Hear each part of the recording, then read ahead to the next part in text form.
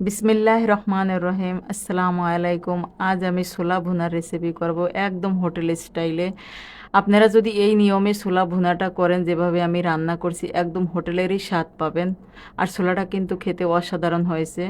তো আমি এখানে নিয়ে নিছি সরিষার তেল গরম করে নিয়েছি। তো সরিষার তেলে ছোলা ভুনা করলে কিন্তু বেশি ভালো লাগে। 1 চামচ জিরা আর দিছি 5-6টা শুকনা জাল ফোড়ন দিয়ে দিলাম। এই বাগার দিলে কিন্তু ছোলাটা বেশি ভালো লাগে খেতে। তারপরে আমি 1 কাপ পেঁয়াজ দিছি। পেঁয়াজ কুচিটা বেশি দিতে হয় ছোলায়, তাহলে ছোলাটা কিন্তু মাখো মাখো হয়, খেতেও বেশি ভালো লাগে। তারপর দিয়েছি একটা তেজপাতা, ছোট ছোট পিস করে কেটে দিয়েছি আমি।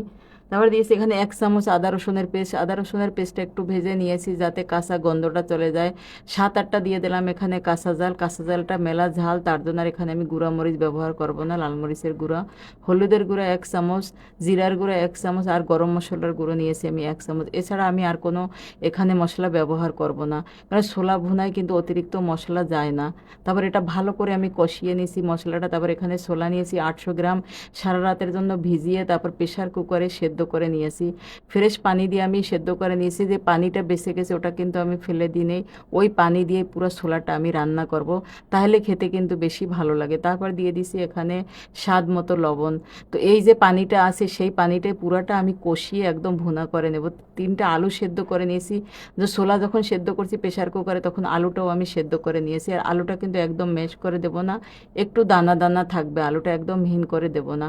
তো এই আলুটাও আমি ভালো করে কষিয়ে নেব। এভাবে কষিয়ে কষিয়ে আমি সম্পূর্ণ ছোলাটা এই পানিতেই রান্না করব। আমি আলাদাভাবে কোনো কিন্তু পানি এই ছোলায় ব্যবহার করি নাই। এই পানি দিয়ে ছোলা রান্না করলে বেশি ভালো লাগে। তো রান্নাটা একদম প্রায় শেষ। তারপরে একটু পেঁয়াজ বেরেস্তা দিয়ে দিলাম, আর দিয়ে দিলাম এখানে ভাজা জিরার গুঁড়া, সুন্দর একটা ফ্লেভারের জন্য। আর এই ছোলাটা কিন্তু রমজানেও আমরা ভুনা করতে পারি, বা বিকালে নাস্তায় আমি এই ছোলাটা ভুনা করছি। তো ভাবলাম আপনাদের সাথে একটু শেয়ার করি। আর দেখেই বোঝা যাচ্ছে ছোলাটা কতটা লোভনীয় হয়েছে। আর ফেসবুক পেজ থেকে দেখলে লাইক ফলো দিবেন, আর যদি ইউটিউব থেকে দেখেন তো সাবস্ক্রাইব করে দিবেন। দোয়া করি আপনারা সবাই ভালো থাকেন। আল্লাহ হাফেজ।